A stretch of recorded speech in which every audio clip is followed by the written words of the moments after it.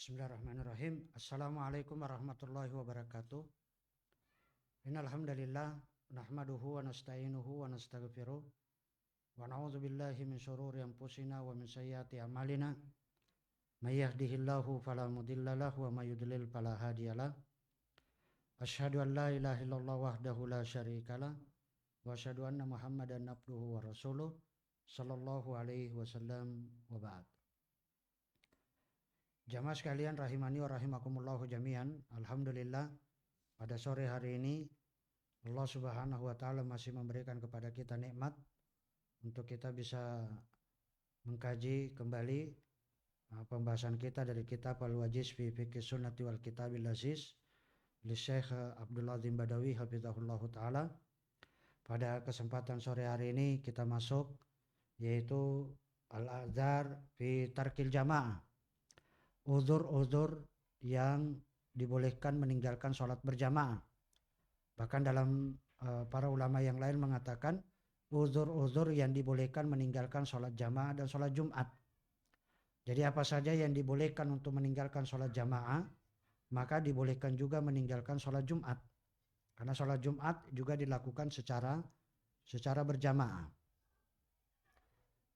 Kemudian untuk menyatakan bahwa ini adalah uzur adalah tentunya harus datang dengan dalil dan tentunya harus yang kuat, artinya untuk mengalahkan sholat berjamaah yang hukumnya itu adalah wajib, maka meninggalkannya pun juga harus sesuatu yang sepadan hukumnya. Adapun uzur-uzur yang dibolehkan meninggalkan sholat berjamaah ini, yang pertama dan yang kedua adalah al-baradu wal-matar, yaitu dingin dan hujan. Ketika dalam kondisi dingin dan hujan, maka dibolehkan bagi siapa saja untuk meninggalkan sholat berjamaah dan sholat Jumat. Berdasarkan dalil dari Nafi' anna Ibnu Umar, bahwasanya Abdullah Ibnu Umar adzana bis sholati fi lailati dzati bardin, mengumandangkan azan untuk sholat di malam yang sangat dingin, warihin dan angin kencang. Tsumma qala, kemudian berkata, ala shollu firrihal, tidakkah kalian sholat itu di kampung-kampung kalian, atau tidaklah sholat kalian di rumah-rumah kalian. Tsumma qala, kemudian beliau berkata, inna Rasulullah SAW kana ya'murul muadzin, sesungguhnya Rasulullah SAW memerintahkan kepada muadzin, idza kanat lailatu dzatu bardin wa matar, apabila di malam yang sangat dingin dan hujan, yaqul, supaya muadzin itu mengucapkan ala shollu firrihal, sholatlah kalian itu di rumah-rumah kalian. Tapi ini dalil yang menunjukkan bahwa ketika dalam kondisi hujan dan apalagi disertai dengan angin kencang, apalagi juga misalnya hujan yang di situ adalah dingin, yang akan tentunya Islam ini kan menjaga hambanya, menjaga pemeluknya, yaitu adalah di samping menjaga akalnya, menjaga agamanya, juga menjaga adalah fisiknya, menjaga fisiknya. Maka ini kalau akan menyebabkan fisiknya itu tidak bisa khusyuk di dalam sholatnya, ya kan?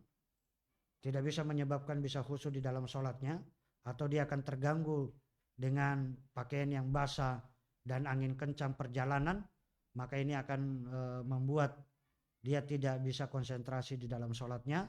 Maka syariat membolehkan baginya itu adalah sholat di rumahnya, tidak melakukan sholat itu di masjid secara berjamaah. Kemudian yang kedua, alasan yang kedua bagi mereka yang boleh meninggalkan sholat Jumat dan sholat berjamaah adalah hudurut ta'am. Makanan itu sudah siap. Apabila makanan sudah siap, maka dibolehkan bagi dia untuk tidak ikut sholat berjamaah. Tentunya yang dimaksudkan oleh para ulama di sini hudurut ta'am itu syaratnya harus, yaitu ada tiga. Ada tiga syarat yang harus dipenuhi. Yang pertama, makanan itu memang sudah tersedia. Makanan yang akan dimakan itu memang sudah tersedia, sudah siap saji. bukan bahan mentah, memang sudah siap saji. Dan yang kedua, ada keinginan untuk dia makan, yastahihi, dia memang lapar pengen makan itu dan makanan sudah tersedia. Dan yang ketiga, syarat yang ketiga adalah jangan dijadikan kebiasaan. Artinya apa? Jam-jam sholat, jam-jam makan itu nggak boleh. Artinya membiasakan sesuatu yang jam sholat itu jam makan, dengan alasan dia makan kemudian apa? Bisa meninggalkan sholat berjamaah, maka ini adalah apa? Membiasakan ini adalah termasuk yang dilarang. Jadi ya kita katakan kalau makanan memang sudah tersedia dan ada keinginan untuk dia makan, maka apa namanya, dan maka ya sudah, walaupun iqamah sholat dikumandangkan, ya tetap dia mendahulukan makan. Karena lebih baik orang yang makan itu mikirkan sholat daripada orang yang sholat itu mikir makan. Ya. Maka apa namanya, jangan sampai ketika kita sholat mikir makanan. Mikir makanan ini akan mengganggu kekhusyuan, artinya membuat seorang itu menjadi tidak khusyuk. Tapi ketika orang itu makan kemudian dia masih mikir sholat, itu berarti masih ada kebaikan. Masih ada kebaikan pada orang tersebut. Maka dibolehkan baginya meninggalkan sholat berjamaah dan sholat Jumat. Dalil yang menunjukkan adalah hadits an Ibnu Umar radhiyallahu ta'ala anhu qala qala Rasulullah sallallahu alaihi wasallam, Rasulullah SAW bersabda, idza wudiya asya'u ahadikum, apabila sudah dihidangkan makan malam salah seorang dari kalian, wa uqimatis shalah, dan iqamah salat sudah dikumandangkan, fabda'u bil asya, maka mulailah makan malam, wala ya'jal, jangan tergesa-gesa, jangan terburu-buru, hatta yafruga minhu, sampai dia selesai makannya. Wa kana Ibnu Umar, dan Abdullah Ibnu Umar itu adalah pernah yuda'u lahu ta'am, pernah dihidangkan baginya itu adalah makanan, wa tuqamus shalah, dan iqamah salat dikumandangkan, artinya iqamah salat sudah dikumandangkan, fala ya'tiha, dan Abdullah Ibnu Umar tidak mendatangi salat berjamaah hatta yafruga, sampai dia selesai makannya. Wa innahu la yasma'u qira'atal imam, dan sungguh dia ketika sedang makan itu dia mendengarkan suara imam. Tapi ini termasuk dalil yang menunjukkan bahwa apa? Bahwa bolehnya meninggalkan sholat berjamaah. Seandainya ini adalah tidak boleh, tentunya para sahabat akan mengingkari. Dan hadis ini itu menunjukkan bahwa tidak ada pengingkaran dari sahabat-sahabat, menunjukkan bahwa ini adalah boleh meninggalkan sholat berjamaah. Itu pun tadi kita katakan dengan syarat makanan itu sudah siap dan ada keinginan untuk makan. Dan yang ketiga ada tambahan, yaitu jangan menjadikan jam-jam sholat itu adalah jam makan. Kemudian yang keempat, termasuk uzur yang dibolehkan meninggalkan sholat berjamaah itu adalah mudafa'atu al-akhbatsain, menahan dua jalan. Menahan dari dua jalan, artinya jalan depan dan jalan belakang. Ya, artinya menahan orang yang misalnya pengen buang air besar, iqamah sholat dikumandangkan, ya sudah dahulukan buang air besar, ya kan. Begitu selesai buang air besar ternyata selesai sholat, ya nggak ada masalah. Itu termasuk uzur, termasuk alasan dibolehkan bagi dia meninggalkan sholat berjamaah. Atau ada orang yang misalnya kebelet kencing misalnya, dia pergi kencing sementara nyari toilet misalnya agak jauh, ya sudah nggak ada masalah, ya kan? Sampai dia penuhi hajatnya. Begitu sudah hajatnya selesai, dia pergi ke masjid, ternyata jamaah sudah selesai, maka apa? Maka kita katakan dia ada uzur. Ada uzur baginya untuk meninggalkan sholat berjamaah. Dalil yang menunjukkan bahwa menahan dua jalan ini termasuk uzur adalah hadits an Aisyah radhiyallahu ta'ala anha qalat, sami'tu Rasulullah sallallahu alaihi wasallam yaqul, Rasulullah SAW bersabda, la sholata bihadratit ta'am, tidak ada sholat dengan hadirnya makanan. Artinya apa? Di sini menafikan sholat dengan makanan itu sudah terhidangkan dan ada keinginan untuk dia makan. Wala wa huwa yudafi al-akhbatsain, dan juga tidak ada sholat bagi orang yang menahan dua jalan. Artinya dianggap tidak ada sholat bagi siapa saja yang pengen buang air besar atau pengen dia buang air kecil, ya kan. Kemudian ya sudah dia dahulukan dulu. Dia dahulukan kenapa? Karena menahan buang air besar dan menahan buang air kecil, kalau dia tetap nekat mendatangi sholat berjamaah, maka dia akan apa? Itu akan menghilangkan konsentrasi di dalam sholatnya. Artinya ini akan membuat dia tidak khusyuk. Sementara khusyuk itu kan termasuk inti daripada sholat. Khusyuk adalah termasuk yang intinya, arrohnya sholat itu adalah khusyuk. Kalau dia sholat sambil keringat dingin, kenapa? Karena menahan buang air besar, ya kan? Atau misalnya sebenarnya sudah kentut, tapi dia masih bisa nahan, yang akhirnya kemudian nggak tahu kakinya digerakkan gimana, tangannya, mulutnya, karena pengen menahan dari buang dua jalan ini. Kemudian uzur yang kelima, termasuk uzur yang membolehkan baginya meninggalkan sholat berjamaah, yaitu adalah musafir. Orang yang sedang dalam perjalanan. Orang yang dalam perjalanan, ya sudah kita katakan termasuk uzur bagi dia meninggalkan sholat berjamaah. Misalnya kalau dia naik kendaraan umum, naik fasilitas umum, kendaraan umum, ya sudah kita katakan dia mengikuti kendaraannya, lagi sedang safar. Dia tidak harus mengikuti sholat berjamaah. Tapi kalaupun dia misalnya berjamaah, ini adalah tentunya lebih utama. Dan itu tidak ada khilaf, kan begini. Ada istilah rukhsah, ada istilah azimah. Ada istilah rukhsah. Rukhsah itu adalah keringanan yang diberikan. Sementara azimah itu adalah lawannya. Lawannya dari rukhsah, itu namanya azimah.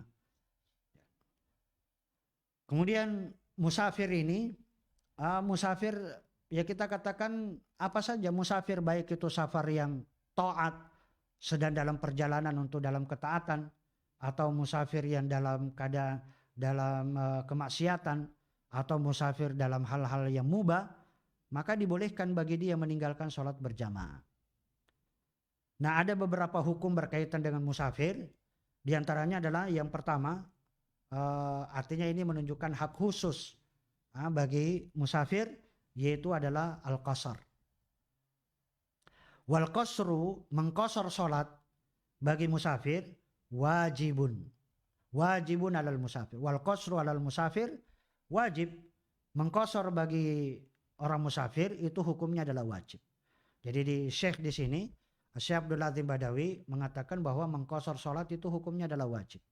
Walaupun jumhur ulama yang lain mengatakan bahwa mengqasar sholat ini hukumnya adalah sunnah.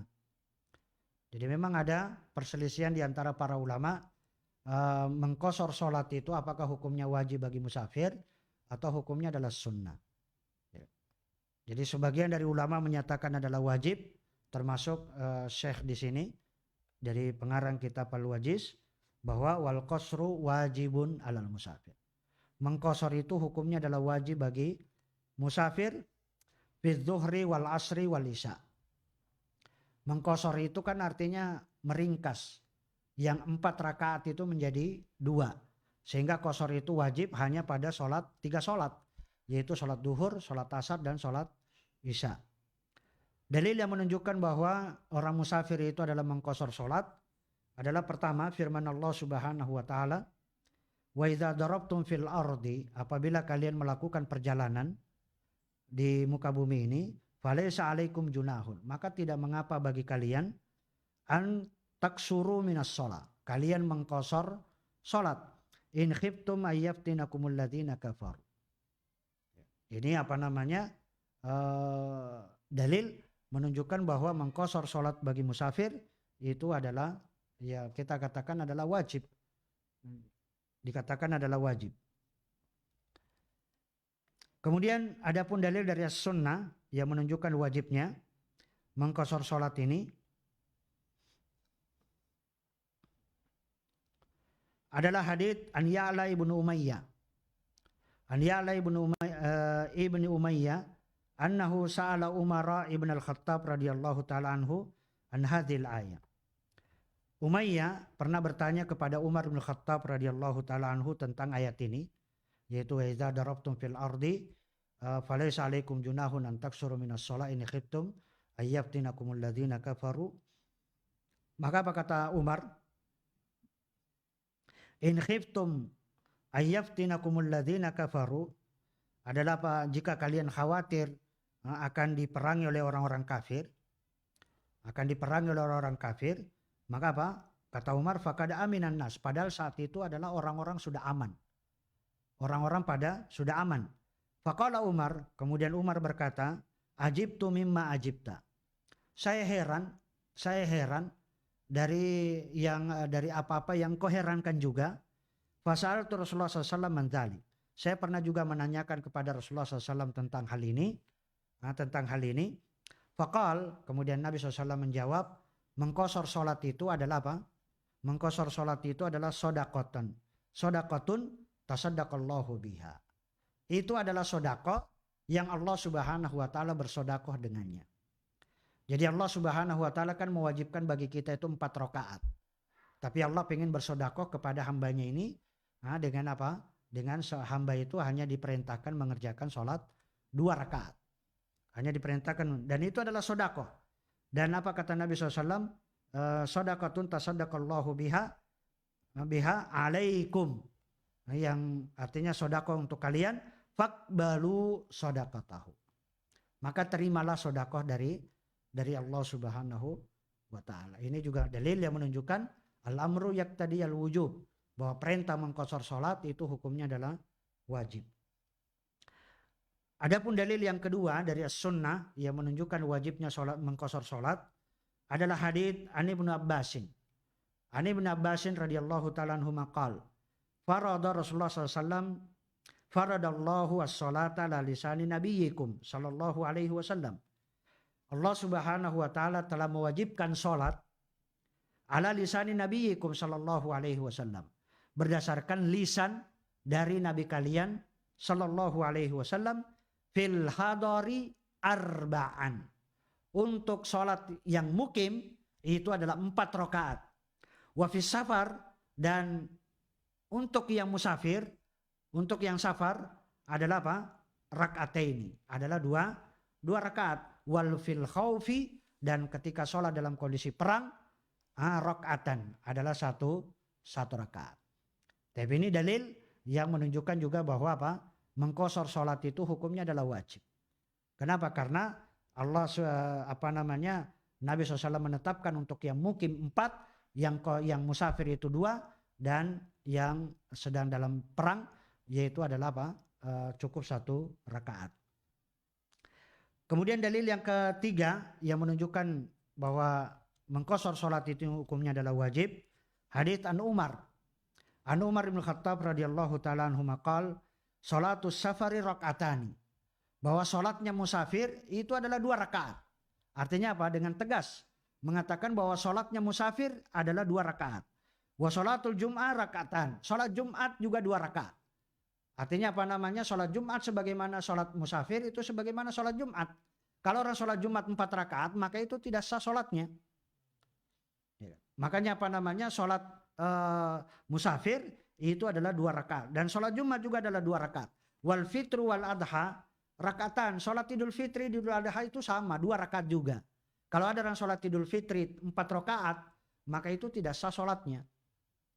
Makanya apa? Disamakan sholat hari raya Idul Fitri, sholat Jumat dengan sholat qashar musafir, maka itu sama hukumnya. Itu adalah apa? Sama-sama wajib. Karena hari raya wajibnya 2 rakaat. Memang 2 rakaat sholatnya. Sholat Jumat itu adalah 2 rakaat. Demikian juga sholatnya musafir adalah 2 rakaat. Tamamun, kata Nabi SAW, 2 rakaat bagi yang musafir ini itu sudah dianggap sempurna. Itu sudah sempurna, tamam.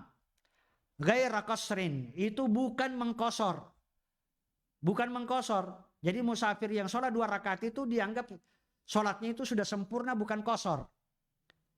Bukan dianggap itu adalah qashar. Ala lisani Muhammadin sallallahu alaihi wasallam. Tentunya itu adalah berdasarkan lisan dari Nabi Muhammad sallallahu alaihi wasallam. Tapi ini dalil menunjukkan bahwa sholat qasar bagi musafir itu hukumnya adalah wajib. Dalil yang keempat yang menunjukkan wajibnya sholat berjamaah dari sunnah adalah hadits an Aisyah. An Aisyah radhiyallahu ta'ala anha qalat, as-salatu awwalu ma furidat rak'ataini. Kata Aisyah, sholat yang pertama kali diwajibkan itu adalah 2 rakaat. Sholat yang pertama kali diwajibkan itu adalah 2 rakaat. Fa uqirrat sholatus safar, dan ditetapkan untuk sholatnya orang yang safar. 2 rakaat ini itu adalah ditetapkan untuk sholatnya orang yang safar. Wa utimmat sholatul hadar, dan disempurnakan, artinya dikerjakan 4 rakaat itu bagi siapa? Bagi sholatnya orang yang mukim, bagi sholat yang tidak dalam perjalanan. Tapi ini juga dalil yang menunjukkan bahwa apa? Bagi musafir itu yang ditetapkan hanya 2 rakaat.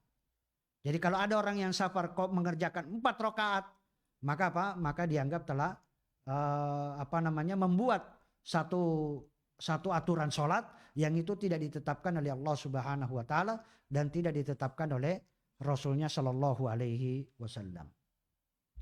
Kemudian dalil yang kelima yang menunjukkan bahwa mengqasar sholat ini hukumnya adalah wajib adalah hadits an Ibnu Umar radhiyallahu ta'ala anhu maqal sahibtu Rasulullah Shallallahu Alaihi Wasallam fis safar. Apa kata Abdullah bin Umar? Saya pernah menemani Rasulullah Shallallahu Alaihi Wasallam dalam perjalanan. Falam yazid ala rak'ataini hatta qabadahullahu, dan beliau itu tidak pernah melebihkan 2 rakaat ketika sedang safar, itu tidak pernah lebih dari 2 rakaat hatta qabadahullahu, sampai Allah wafatkan beliau, sampai Allah Subhanahu wa taala mewafatkan Rasulullah SAW. Kemudian Abdullah bin Umar melanjutkan, wa sahibtu Abu Bakrin, saya juga pernah menemani Abu Bakar As-Siddiq radhiyallahu taala anhu dalam perjalanan. Apa yang dilihat oleh Abdullah bin Umar ketika bersama dengan Abu Bakar? Falam yazid ala rakataini. Abu Bakar pun juga tidak pernah melebihkan dari 2 rakaat ketika sedang safar, tidak pernah lebih dari 2 rakaat ketika sedang safar, hatta qabadahullahu, sampai juga Allah Subhanahu wa taala mewafatkan beliau, yakni Abu Bakar As-Siddiq. Kemudian Abdullah bin Umar menceritakan lagi, wa sahibtu Umar, saya pernah menemani bapak saya. Karena itu adalah Umar adalah bapaknya Abdullah. Saya juga pernah menemani Umar bin Khattab. Falam yazid ala rak'ataini. Beliau juga tidak pernah melebihkan dari 2 rakaat ketika dalam kondisi safar. Hatta qabadahullahu, sampai Allah Subhanahu wa taala pun juga mewafatkan. Demikian juga kata Abdullah bin Umar, summa sahibtu Utsmana. Saya juga pernah menemani Utsman bin Affan radhiyallahu taala anhu. Falam yazid ala rakataini, dan beliau tidak melebihkan dari 2 rakaat hatta qabadahullahu, sampai Allah Subhanahu wa taala mewafatkan. Wa qad qala Allah taala, dan Allah Subhanahu wa taala telah berfirman, laqad kana lakum fi Rasulillahi uswatun hasanah. Sungguh pada diri Rasulullah SAW itu ada contoh suri toladan yang baik.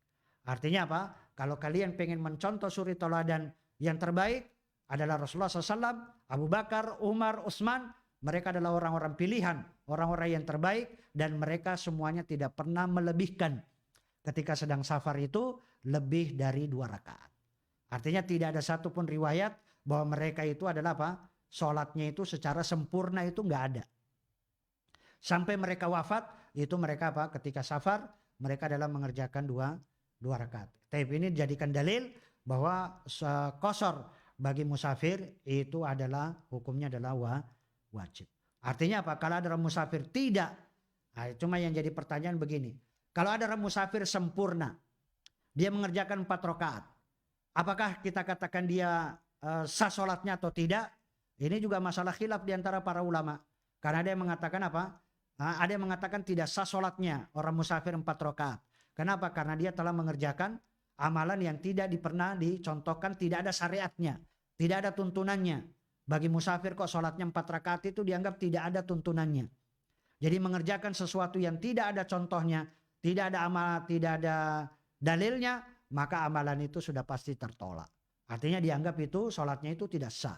Orang musafir yaitu adalah sholatnya 4 rakaat. Kemudian sebagian dari ulama, ini jumhur ulama, menyatakan bagi musafir itu sholatnya 4 rakaat itu adalah sah. Tapi dia berdosa. Berdosa karena dia meninggalkan yang wajib yaitu mengqashar. Tapi kalaupun dia mengerjakan 4 rakaat, maka dianggap itu sudah sah sholatnya. Itu sah sholatnya tapi dia berdosa. Nah, berdosa artinya ini kita katakan ini adalah pendapat dari kebanyakan para ulama. Dan Allah Ta'ala a'lam. Dan tentunya kita katakan Abu Bakar As-Siddiq, Umar, Utsman itu adalah termasuk contoh suri toladan yang baik. Dan itu adalah termasuk sunnah al-khulafa ar-rasyidin. Kemudian timbul pertanyaan yang berikutnya. Berapa jaraknya dikatakan itu safar yang boleh mengqashar sholat? Ada nggak batasan jarak? Nah, dikatakan seorang itu adalah musafir yang boleh mengqashar sholat. Ikhtalafal ulama'u fi tahdidil masafa. Para ulama berselisih tentang jarak safar atau batasan jarak safar. Allati tuksaru fiha sholat, yang dibolehkan sholat itu dikosor. Ikhtilafan katsira. Perselisihannya itu banyak. Perselisihannya itu banyak. Hatta naqala Ibnul Munzir, sampai-sampai Ibnul Munzir berkata, menukil, wa ghairuhu, dan yang lainnya, fi hadhil masalah, dalam masalah ini, yaitu jarak safar bagi musafir, aksar min isrina qaulan. Kata Ibnul Munzir, ini lebih dari 20 pendapat. Lebih dari 20 pendapat. Wa asahhu, dan kata beliau, asahhu hadisin, dan yang paling sahih hadisnya, warada fi bayani dzalika, yang menjelaskan tentang atau yang menyebutkan penjelasan ini, wa asrahu, dan yang paling sahih, yang paling tegas, yang paling jelas, kama qala al-Hafidz, sebagaimana dikatakan oleh al-Hafidz Ibnu Hajar al-Asqalani dalam Fathul Bari, ma rawahu Muslim wa Abu Daud, ya sebagaimana yang diriwayatkan oleh Imam Muslim dan juga oleh Imam Abu Daud, min hadits Anas, dari hadits Anas bin Malik, qal, berkata, kana Rasulullah SAW, adalah Rasulullah SAW, idza kharaja, apabila beliau keluar, masirata salasati amyalin au salasati farasih, shalla rak'ataini. Nabi SAW apabila sudah keluar sejarak 3 mil atau 3 farsah, maka beliau sholat 2 rakaat. Nah, di sini perawi ini ragu apakah yang disebutkan di situ adalah salah satu amyal 3 mil atau 3 farsah. 3 mil itu 3 farsah, 1 farsah itu sama dengan 3 mil. 1 farsah itu sama dengan 3 mil. Ya. Jadi kalau 3 mil berarti 1 farsah.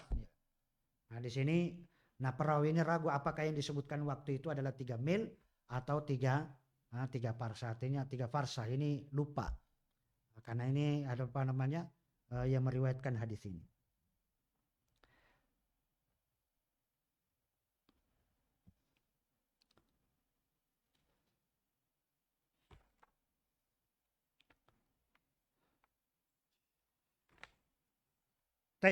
Kemudian juga pendapat yang disebutkan di sini juga bahwa nanti adalah bahwa tidak ada batasan jarak safar. Nah, tidak ada batasan jarak safar yang dikatakan seorang itu boleh mengqashar sholat. Karena memang tidak ada satupun dalil yang dari Nabi Shallallahu Alaihi Wasallam yang menjelaskan, satupun hadits yang menjelaskan tentang jarak safar itu adalah sekian kilo, sekian mil, sekian farsah, itu tidak ada. Memang ada riwayat dari Abu Hurairah yang mengatakan tidak ada safar kecuali 4 burud. Itu adalah bukan dari Nabi Shallallahu Alaihi Wasallam. Itu adalah bukan dari Nabi Shallallahu Alaihi Wasallam. Nah kalau dari seorang sahabat, kemudian ternyata sahabat yang lain meriwayatkan berbeda, sahabat yang lain yang meriwayatkan berbeda, sehingga Sehingga di situ ada kesimpulan bahwasanya kalau para sahabat, ini kaidah yang harus dipegangi. Idza ikhtalafas sahabatu fi syai'in ma. jika para sahabat itu berselisih dalam satu perkara, walaysa hunaka nassun fasil, dan di sana tidak ada dalil yang rinci, tidak ada dalil yang menunjukkan penjelasan bahwa jarak safar itu adalah sekian, maka apa? Walaisu bihujjah. Maka pendapat mereka para sahabat itu bukan dalil, bukan hujjah. Misalnya apa? Abu Hurairah menyatakan 4 farsah, nanti Abdullah bin Umar menyatakan sekian mil, kemudian nanti Abdullah bin Mas'ud sekian mil. Itu adalah apa? Maka kita katakan perselisihan para sahabat itu dianggap tidak ada. Itu dianggap tidak ada. Kemudian yang berikutnya adalah al-maudi alladhi yaksuru minhu. Yaitu adalah apa? Tempat yang dibolehkan dia mengqashar salat.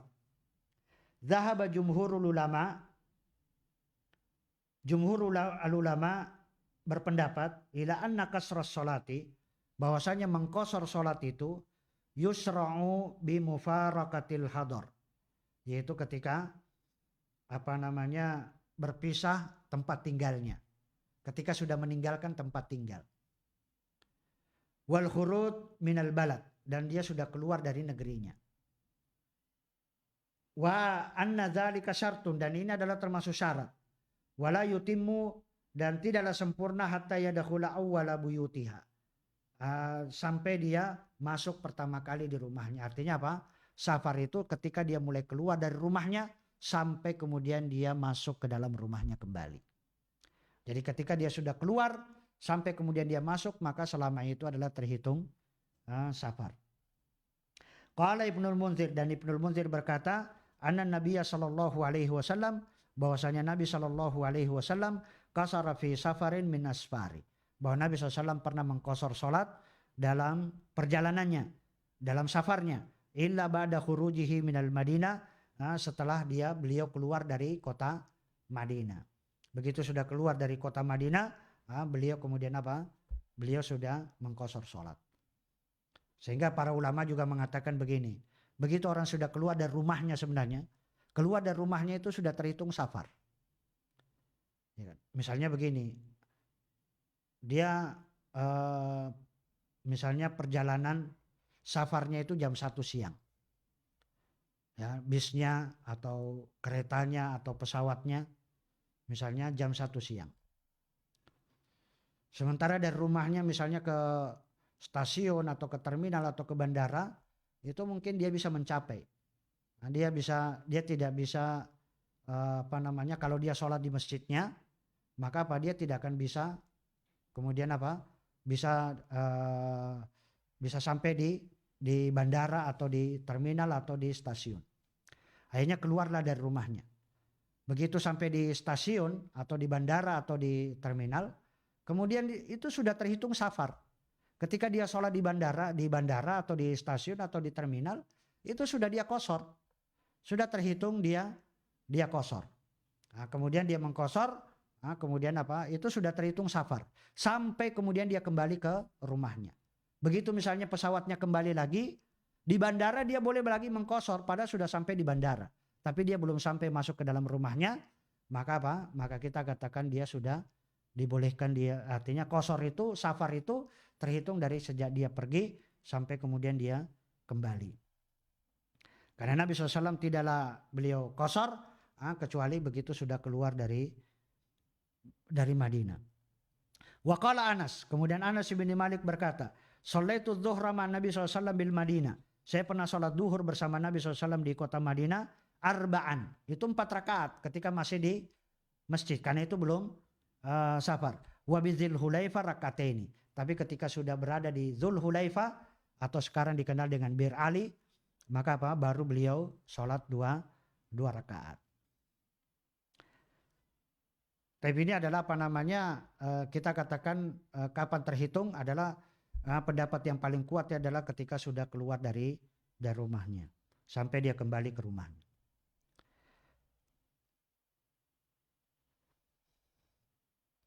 Kemudian al-musafir idza aqama liqada'i hajatin. Apabila seorang musafir itu tinggal di satu kota, liqadai hajat. Jadi hanya untuk memenuhi kebutuhannya, memenuhi keperluannya, memenuhi hajatnya, kebutuhannya. Jadi di kota itu misalnya dinas luar kota. Dia keluar kota itu hanya karena dinas. Atau dia keluar kota itu hanya pengen belanja. Atau dia keluar kota itu hanya untuk rekreasi, wisata. Atau dia keluar kota itu adalah untuk menemui seseorang, hanya untuk ziarah misalnya. Jadi ini kita katakan, jadi dia tidak menjadikan tujuan safarnya itu adalah untuk tempat tinggal, tidak. Maka apa? Ketika seorang musafir itu adalah tinggal di satu kota, di satu tempat dalam rangka untuk memenuhi hajat, walam yujammi iqamah, dan tidak ada niat sama sekali untuk dia menetap di tempat tersebut, maka apa? Yaksuru, maka dibolehkan dia mengqasar hatta yakhruja, sampai dia keluar dari tempat tersebut. Sampai dia keluar dari tempat tersebut. Jadi kalau misalnya dia pergi safar ke Jakarta dan Jakarta bukan sebagai tempat tinggalnya, tidak ada niat untuk dia tempat tinggal di Jakarta, maka apa? Selama di Jakarta itu adalah dia mengqasar sholat sampai kemudian dia keluar dari kota itu. Dalilnya adalah hadits Jabir radhiyallahu taala anhu qal aqama Nabi sallallahu alaihi wasallam di Tabuk isrina yauman. Nabi SAW pernah menetap di Tabuk itu selama 20 hari, yaksurus sholat, dan beliau mengqasar sholat. Di Tabuk, ini adalah apa? 20 hari. Ini juga dalil sebenarnya menunjukkan bahwa musafir itu tidak ada batasan waktu safarnya. Jadi gini, tidak ada batasan jarak safarnya, tidak ada batasan jarak safarnya, dan tidak ada juga batasan waktu safarnya. Berapa lama dikatakan dia di musafir? Berapa lama dikatakan musafir? Apakah 3 hari, 4 hari? Tidak. Pokoknya selama dia terhitung safar, walaupun dia 20 hari, walaupun 30 hari, walaupun dia 6 bulan. Karena ada para sahabat yang di Tabuk itu ada yang sampai 6 bulan itu tidak, dia belum mengqasar. Kenapa? Karena dia tidak menjadikan Tabuk itu adalah sebagai tempat tinggal. Nah, kapan seseorang itu tidak menjadikan tempat itu sebagai tempat tinggal, maka selama itu adalah dia mengqasar sholat. Qala Ibnul Qayyim Al-Jauziyah berkata, walam yakul sallallahu alaihi wasallam lil ummah, dan Nabi SAW tidak mengatakan kepada umat ini, la yaksurur rajulu as-salata, tidak boleh seseorang itu mengqasar salat idza aqama aksar min dzalik, kalau lebih dari 20 hari maka tidak ada. Itu juga tidak ada. Kan perbuatan Nabi di Tabuk 20 hari, dan tidak ada satu riwayat bahwa Nabi SAW mengatakan siapa yang lebih dari 20 hari maka dia harus tidak boleh qasar. Tidak boleh qasar. Itu tidak ada dalil. Jadi dalil menunjukkan bahwa itu waktu safar itu tidak ada batasan. Jadi tidak ada batasan jarak safar dan juga tidak ada batasan waktu safar. Walakin ittafaqat iqamatuhu hadhil muddah. Akan tetapi umat ini sepakat tentang masa ini. Jadi dikatakan masa itu wahadil iqamah fi halis safar, dan tinggal dalam kondisi di dalam perjalanan, ketika dia tinggal di kota tersebut dan dia dalam kondisi safar, la takhruju an hukmi as-safar. Artinya dia tidak lagi keluar dari hukum safar. Maksudnya apa? Kalau dia meniatkan tinggal di satu daerah itu, maka apa? Berarti hukum safar itu sudah hilang darinya. Misalnya begini, saya pengen ke Jogja. Ngapain ke Jogja? Saya pengen kuliah di Jogja. Maka selama dia menjadikan di Jogja sebagai tempat tinggal untuk kuliah, untuk dia kuliah, maka selama itu adalah terhitung mukim, bukan terhitung musafir.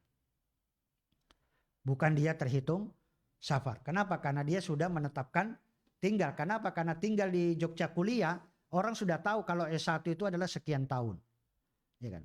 Sekian tahun. Artinya misalnya 4 tahun. Dia katakan saya kuliah di Jogja 4 tahun. 4 tahun itu sudah menetapkan tempat tinggal di Jogja 4 tahun. Maka itu adalah sudah terhitung bukan lagi terhitung musafir dan dia sudah terhitung mukim. Kalau dia menetapkan, walaupun hanya 5 hari, walaupun misalnya saya pengen menetapkan tinggal di satu daerah itu adalah 1 bulan, maka selama 1 bulan itu adalah tidak dihitung musafir. Dia adalah terhitung mukim. Sawaun talat au kasurat, sama saja lama atau tidak lamanya. Yaitu tadi misalnya tadi ada yang saya pengen tinggal di Jogja 5 tahun itu kan, atau pengen tinggal di Jogja sampai selesai S3 misalnya. S2, S1 dia belajar 4 tahun, nanti S2 dia belajar 2 tahun, nanti S3-nya 4 tahun lagi, berarti dia pengen tinggal selama 10 tahun. Berarti apa? Itu sudah dihitung mukim. Nah, itu sudah lama. Atau misalnya tadi tidak lama, hanya pengen mengambil program 1 tahun atau program 2 tahun. Nah, kita katakan itu adalah sawaun talat au kasurat. Idza kana ghairu mustatin. Nah, dengan apa namanya?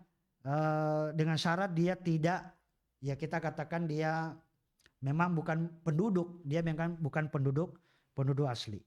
Wala azimin ala liqamah, dan tidak ada keinginan untuk dia tinggal di situ bizzalikal maudi, di tempat tersebut, maka selama itu adalah tidak dihitung musafir. Jadi dihitung musafir itu kalau dia tidak menetapkan waktu. Kalau dia tidak menetapkan waktu tinggal di situ, maka apa? Maka selama itu adalah musafir. Walaupun dia misalnya 6 bulan, walaupun dia 1 tahun.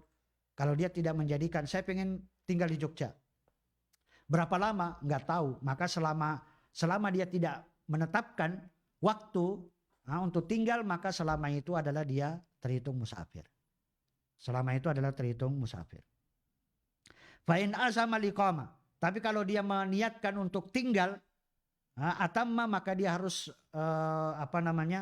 dia harus atamma, dia harus mukim, artinya dia harus menyempurnakan sholat ba'da tis'ata asyar, setelah 19 hari, kama qala Ibnu Abbas, sebagaimana yang dikatakan oleh Ibnu Abbas radhiyallahu ta'ala anhuma, aqaman Nabi SAW tis'ata asyara yaksur, Nabi SAW tinggal di Tabuk itu 19 hari yaksur, mengkosor, fanahnu idza safarna tis'ata asyar, dan kami ketika safar 19 hari kosorna, kami kosor, wa in zidna atmamna, tapi kalau kami lebihkan maka kami sempurnakan. Ini pun juga para ulama mengatakan bahwa apa? Itu kalau dia tidak meniatkan tinggal di satu wilayah, walaupun dia tinggal 19 hari, maka dia mengkosor, tetap dia adalah mengkosor sholat. Tapi kalau dia setelah 19 hari dia ingin menetap tinggal di situ, maka apa? Maka hari ke-20 itu sudah dikatakan dia mukim, bukan lagi terhitung adalah musafir. Jadi itu adalah tergantung kepada antara mukim dan musafir, itu sebenarnya perbedaannya cuma di niat. Di niat, dia menjadikan tempat tinggalnya itu sebagai tempat tinggal atau hanya sekedar sementara. Nah, kalau dia mengatakan sementara tidak menetapkan tinggal, maka dihitung adalah musafir. Wallahu taala alam. Ini adalah uzur, orang-orang yang diberi uzur untuk meninggalkan sholat berjamaah itu adalah safar. Kemudian yang berikutnya, walaupun tidak disebutkan di sini, termasuk uzur yang dibolehkan meninggalkan sholat berjamaah itu adalah orang yang sakit. Orang yang sakit. Orang sakit ini adalah termasuk uzur, alasan yang dibolehkan baginya meninggalkan sholat berjamaah. Baik itu sakit yang, artinya sakit yang tentunya sakit yang masih bisa diharapkan kesembuhan. Kalau sakit yang masih bisa diharapkan kesembuhan saja diberi alasan untuk tidak ikut sholat berjamaah, apalagi bagi mereka yang sakitnya itu tidak bisa diharapkan kesembuhannya. Karena sakitnya itu misalnya sakit tahunan, sakit menahun, sehingga dia tidak bisa sholat berjamaah di masjid, ya sepanjang tahun gak ada masalah, dan itu tidak ada dosa baginya. Itu bagi mereka yang sakitnya tidak bisa diharapkan. Tapi kalau sakit yang diharapkan kesembuhan, maka selama sakit itu saja dia tidak ada kewajiban. Tapi setelah dia sudah sehat, maka diwajibkan baginya sholat berjamaah. Kemudian uzur yang lain yang dibolehkan baginya meninggalkan sholat berjamaah, sholat Jumat, itu adalah misalnya kita katakan bencana. Misalnya bencana alam. Ketika dia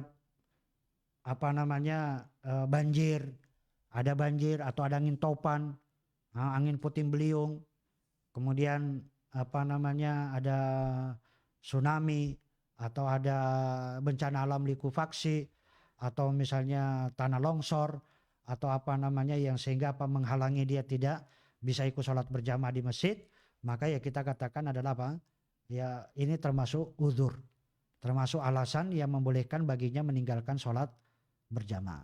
Demikian juga alasan yang dibolehkan baginya meninggalkan sholat berjamaah, yaitu adalah orang yang misalnya menemani kerabatnya yang sedang sakaratul maut.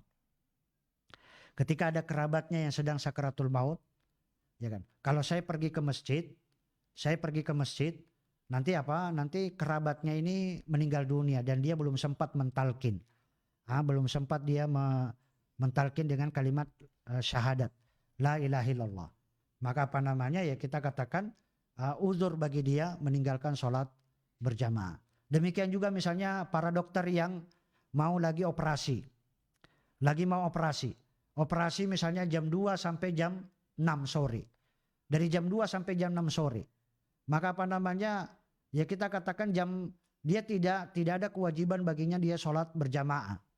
Ya kan? Karena kalau dia meninggalkan pasien sementara dalam kondisi operasi, maka ini adalah itu akan membahayakan nyawa orang lain. Makanya syariat itu adalah membolehkan bagi dia tidak ikut sholat berjamaah di masjid.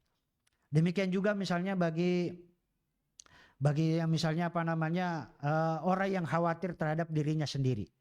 Khawatir terhadap dirinya sendiri, kalau dia keluar dari rumahnya nanti dia ditangkap, atau misalnya nanti dia di tempatnya daerahnya rawan, nanti dia akan dibegal, atau nanti dia akan di lingkungannya bukan lingkungan orang yang baik, atau misalnya nanti dia orang yang kalau dia keluar pergi sholat berjamaah nanti akan ditangkap oleh penguasa yang zalim, maka sudah kita katakan tidak ada kewajiban baginya sholat berjamaah. Ini termasuk uzur.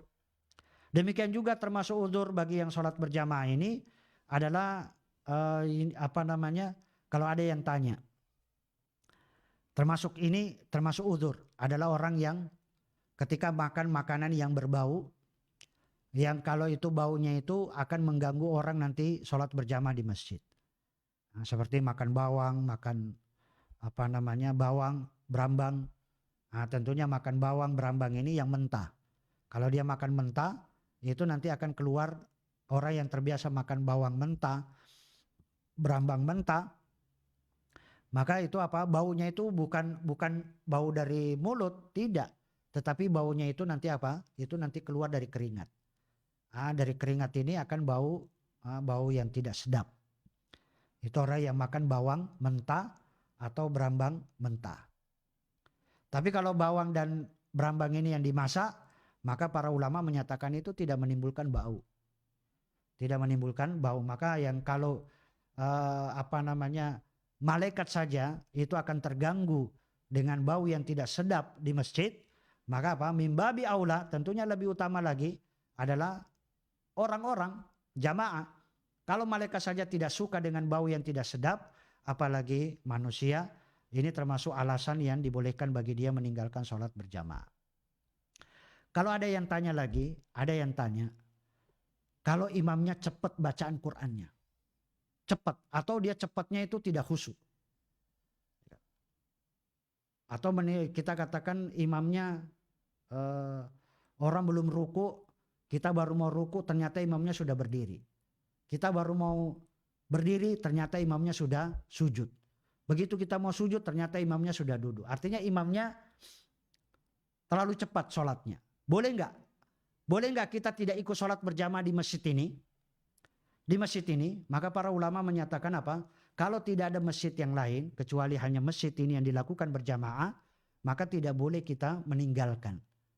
Tidak boleh kita meninggalkan sholat berjamaah. Ya kita ikuti imam, sesuai dengan imam. Sesuai dengan cepatnya imam, ya kita mengikuti. Ya kan? Walaupun nanti yang nanggung semuanya dosanya itu adalah imam. Semua dosa makmum itu adalah yang nanggung adalah imam. Ini adalah kalau imamnya kecepatan. Tapi kalau imamnya misalnya Kalau misalnya ada masjid yang lain yang bisa menjalankan sesuai dengan misalnya sesuai dengan syariat, maka kita tidak sholat berjamaah di masjid ini, tapi kita tetap sholat berjamaah di masjid yang lain. Ini adalah kalau imamnya kecepatan. Kemudian ada yang tanya lagi, boleh nggak termasuk uzur nggak sholat berjamaah di masjid kalau imamnya itu ternyata Imamnya itu ternyata seorang dukun santet atau tukang sihir. Nah, imamnya itu dukun santet atau tukang sihir. Ya, kita tahu bahwa dia imam. Boleh nggak kita meninggalkan? Maka yaitu termasuk uzur. Termasuk uzur yang membolehkan dia tidak ikut sholat berjamaah gara-gara imamnya. Nah, misalnya imamnya dia adalah orang yang pelaku kesyirikan. Imamnya itu adalah pelaku kesyirikan, termasuk uzur bagi kita tidak ikut sholat berjamaah di masjid tersebut. Demikian juga uzur yang membolehkan bagi kita meninggalkan sholat berjamaah itu adalah misalnya kita lagi dikejar-kejar sama debt collector.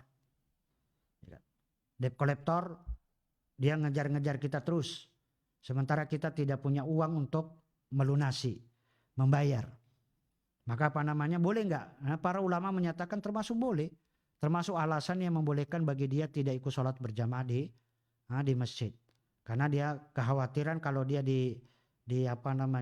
ditagih terus, sementara dia nanti tidak memiliki uang untuk bisa membayar, maka kita katakan ya sudah, alasan. Kemudian ada lagi pertanyaan yang muncul.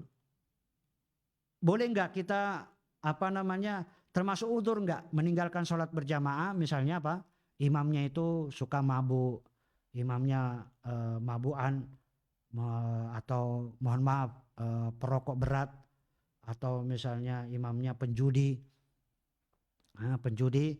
maka di sini adalah atau misalnya yang musbil, mohon maaf misalnya yang isbal, ya kan? Maka para ulama menjawab, kalau Anda meyakini, kalau Anda mengatakan bahwa pelaku-pelaku maksiat ini itu adalah tidak sah sholatnya, maka tidak boleh Anda bermakmum, termasuk uzur meninggalkan sholat berjamaah. Tapi kalau Anda masih menganggap bahwa itu adalah bahwa mereka masih adalah muslim dan boleh bermakmum di belakang ahlul ma'asi, orang-orang yang berbuat maksiat, maka ya tetap wajib bagi kita sholat berjamaah. Jadi bukan uzur untuk meninggalkan. Nah, ini karena memang ada tergantung khilafnya para ulama dalam masalah ini.